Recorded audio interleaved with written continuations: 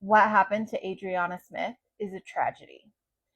I have been trying to do a post about this for the last several days, and to be honest, I just burst into tears every single time. But today we're sitting at a healthy dose of pissed off.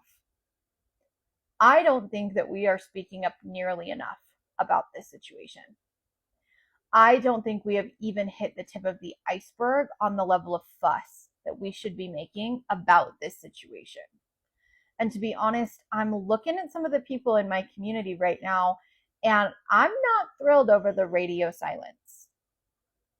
Where are my fellow womb workers who should understand how important the mother to baby connection in the womb is?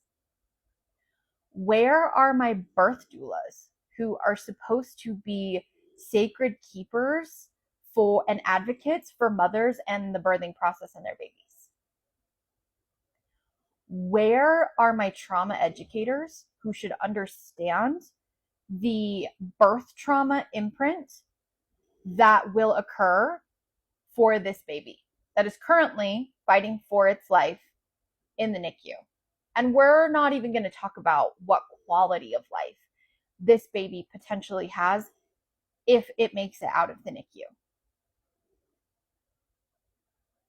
Where are my energy workers who should understand just how wrong this is energetically, who should understand the natural birth, death, rebirth process, and the energetics of the death energy that is encompassing this?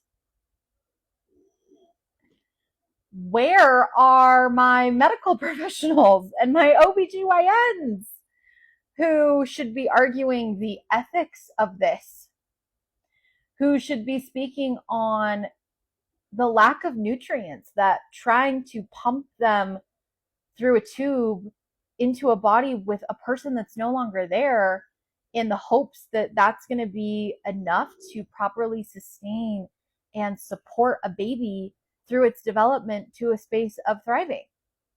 And we very clearly have not seen that with my understanding of the condition that this baby was in after it was removed. Because birth is certainly not the term that we're going to use for that situation. I am mortified about this, if I'm being totally honest. And you guys, I try so hard to not have this be a space of fear mongering and emotional reactivity. And I try to do that in my life, right? And I'm not perfect. But like alarm bells are just going off for me. And I don't know why I feel like I'm one of the only people in my community right now that seem to have these alarm bells. And I know there's a lot of people that also feel this way. But we're not speaking up enough. We're not making enough of a fuss. And to be honest, that concerns me. This this feels like such a like Frankenstein monster experiment where they're just waiting to see what happens, right? And for a number of reasons. Number one, I think they're waiting to actually see if they can get away with this. And if we don't make a fuss about it, it means they're going to get away with it, and it means that they're going to do it again. And that really concerns me.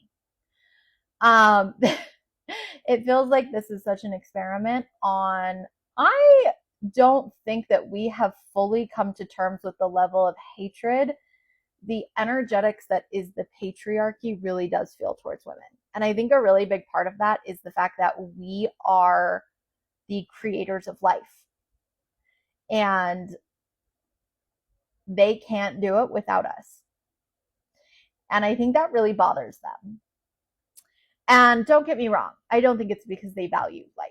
I think that they want bodies for labor, and they would love for us to be removed from the equation, especially with the level of like mama bear energy and maternal instinct that is created from mother to baby. And the things that a lot of mothers will not allow to happen to their children. and the things that we inadvertently hold the line for and stand in the way for, because of our feminine energy, because of our maternal instincts, whether we're biological moms or not, right? Whether we're aunts or not, whether we have, just young children in our lives that we care about in general, right? There are certain things that we will not tolerate, right? And that we push back on, that they get really pissed off about. um, and I think that they would love to figure out a way to contribute to their little labor workforce without us getting in the way, without us wanting to stand up for what's right. Um, and them being able to figure out how to create more bodies for labor without us and without consent is a very dangerous road for us to journey down on how far they're willing to take that. It should be a hard line. They are not crossing this. They do not get to do this again. This will not be tolerated. And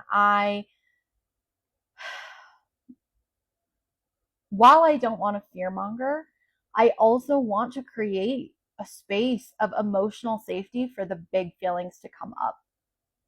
Because there is a lot of fear for me in relation to this, that I am watching this play out in front of me. And it's heartbreaking and it's devastating, and there's a lot of fear and a lot of grief and a lot of anger, and I am going to give those emotions space to be seen, because it's in those big emotions, right, that we get to feel it and hopefully activate a catalyst for change and a call to action, right? That we cannot let this move forward. We cannot let this happen again. We need to speak out. We need to make a fuss, and we need to stop this dead in its tracks, because if we don't, I am fearful for what else they're going to try to get away with.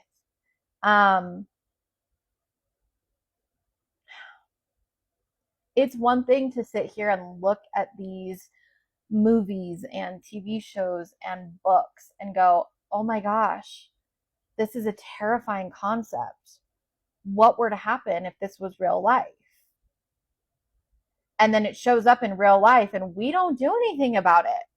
Like, we wonder how these, I think it's really common. Like, I've read certain books and it's like, oh my gosh, how the heck would they like even allow for this to happen? Right? And you're like, that wouldn't happen, because like there's no way that people would let that happen. There's no way we wouldn't get involved. And now we're here and I'm like, oh my, how did we get here? How the heck did we get here? How the heck did the people not say something, not stand up, not make a fuss, right? We've got to speak up, guys. We do. We have to.